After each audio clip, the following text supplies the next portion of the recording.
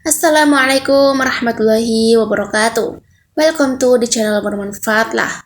Video kali ini membahas tentang amalan penghapus dosa zina. Tapi sebelum melanjut ke videonya, bantu aku dong untuk like, komen, dan subscribe supaya channel ini bisa berkembang. Gak usah lama-lama, yuk mari kita bahas. Berikut adalah amalan penghapus dosa zina. Yang pertama, menyesali perbuatannya. Tidak akan terhapus dosa seseorang jika ia tidak mengawalinya dengan penyesalan. Rasa sesal yang dirasakan oleh seseorang yang berbuat zina dapat mengembalikannya pada jalan yang benar dan kembali pada Allah Subhanahu wa taala. Ia menyesali dosa yang pernah dilakukan dapat membersihkan hati dan memantapkan niat. Jika rasa sesal itu dijadikan awal dan cambuk untuk bertaubat kepada Allah Subhanahu wa taala. Yang kedua, taubat nasuha. Jika ingin menghapus dosa apa saja, terutama dosa zina, maka seseorang haruslah bertaubat dengan sungguh-sungguh atau taubat nasuha. Taubat nasuha adalah taubat yang sungguh-sungguh berasal dari hati dan dilakukan karena seseorang menyesali perbuatannya. Allah memberikan janji bahwa Ia akan mengampuni dosa-dosa hambanya yang melakukan kesalahan. Sebagaimana yang disebutkan dalam firman Allah Subhanahu wa taala pada surah At-Tahrim. Hai orang-orang yang beriman, bertaubatlah kepada Allah dengan taubat nasuha, taubat yang semurni-murninya. Mudah-mudahan Rabb-Mu akan menutupi kesalahan-kesalahanmu dan memasukkanmu ke dalam jannah yang mengalir di bawahnya sungai-sungai. Pada hari ketika Allah tidak menghinakan Nabi dan orang-orang mukmin yang bersama Dia, sedang cahaya mereka memancar di hadapan dan di sebelah kanan mereka, sambil mereka mengatakan, Ya Rob kami, sempurnakanlah bagi kami cahaya kami, dan ampunilah kami. Sesungguhnya Engkau Maha Kuasa atas segala sesuatu. Lalu yang ketiga, sholat taubat.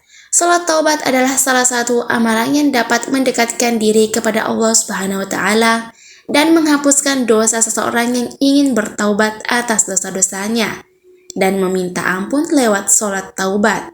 Sholat taubat itu sendiri adalah sholat sunnah yang dikerjakan sebanyak 2 hingga 6 rakaat pada malam hari selepas sholat isya.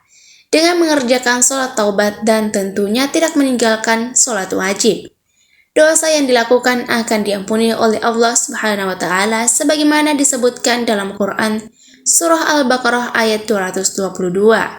Sesungguhnya Allah menyukai orang-orang yang bertaubat dan orang-orang yang mensucikan diri. Yang keempat, perbanyak zikir dan istighfar. Memperbanyak zikir dan istighfar pada Allah adalah salah satu amalan untuk menghapuskan dosa-dosa kita. Kalimat istighfar merupakan kalimat permohonan ampun dari Allah Subhanahu wa taala, dan dosa-dosa seseorang dapat dihilangkan dengan terus menyebut nama Allah. Sebagaimana yang disebutkan dalam firman Allah Subhanahu wa taala, dan juga orang-orang yang apabila mengerjakan perbuatan keji atau menganiaya diri sendiri, mereka ingat akan Allah lalu memohon ampun terhadap dosa-dosa mereka, dan siapa lagi yang dapat mengampuni dosa selain daripada Allah, dan mereka tidak meneruskan perbuatan kejinya itu, sedang mereka mengetahui. Quran Surah Al-Imran ayat 135. Yang kelima, melakukan kebaikan pada sesama. Jika seseorang berbuat dosa dan keburukan, maka untuk menghapuskannya ia perlu melakukan hal atau kebaikan pada orang atau makhluk lainnya. Seperti dengan bersedekah, menghapuskan hutang orang lain padanya, memberi makan binatang, dan sebagainya. Seperti yang dikisahkan seorang wanita pelacur yang masuk surga karena memberi minum anjing yang kehausan. Yang keenam, berpuasa. Berpuasa adalah salah satu cara melatih hawa nafsu dan kesabaran kita. Puasa juga dapat menghapuskan dosa apabila dilakukan dengan sungguh-sungguh, terutama jika melakukan puasa sunnah, seperti puasa Arafah dan Asyura. Kemudian yang ketujuh, memperbanyak membaca Al-Quran.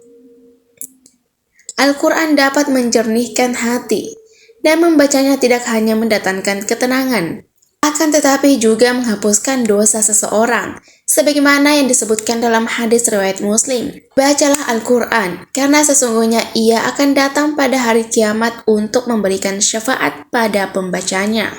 Demikian yang bisa saya bagikan, semoga bermanfaat untuk kita semua. Sekian video kali ini, sampai jumpa di video selanjutnya.